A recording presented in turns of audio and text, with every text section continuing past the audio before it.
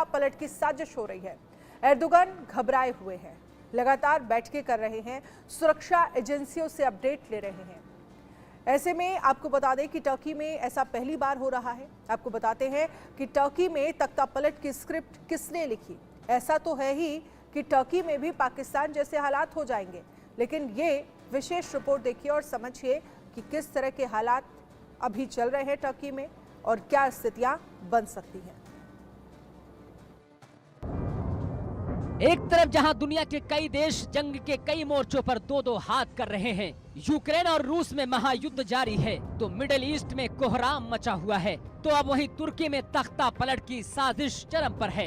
Erdogan के माथे पर पसीना है, सत्तारूढ़ पार्टी बैठक पर बैठक कर रही है, सत्ता बचाने का जतन कर रही है। रणनीतिकारों के साथ अगली रणनीति पर चिंतन और मंथन हो रहा है और ये सब सत्ता को बचाने और तख्ता पलट की साजिश को फिर नाकाम करने के लिए हो रहा है। ये कोई पहला वाकया नहीं है, बल्कि तुर्की में ऐसा कई बार हो चुका है। साल 1960 से लेकर अब तक तुर्की में 3 बार तख्ता पलट किया जा चुका है।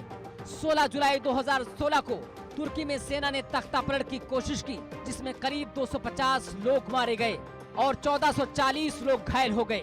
2839 साजिशकर्ताओं को हिरासत में लिया गया।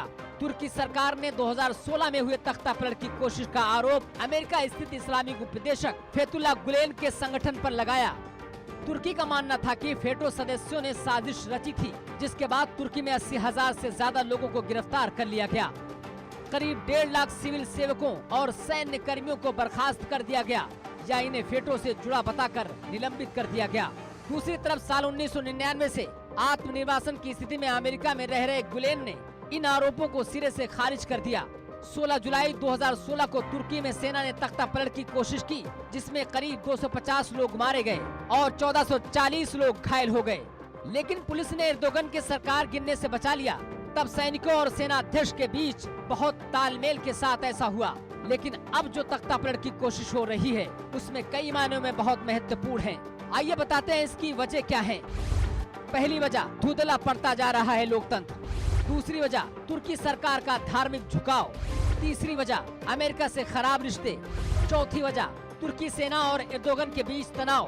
पांचवी वजह, संविधान में बदलाव का दबाव। पश्चिम एशिया मामलों के जानकार की माने तो तुर्की को धर्म के आधार पर नई पहचान देने का प्रयास वहां हुए संघर्ष का एक अहम कारण है। कुछ और बताएं उससे पहले आपको बताते हैं कि तख्ता पलट आखिर कब कब हुआ। तुर्की में 1960, 1971, 1980 में इससे पहले तख्ता पलट हो चुका है। आपको बताते हैं कि तुर्की में 1920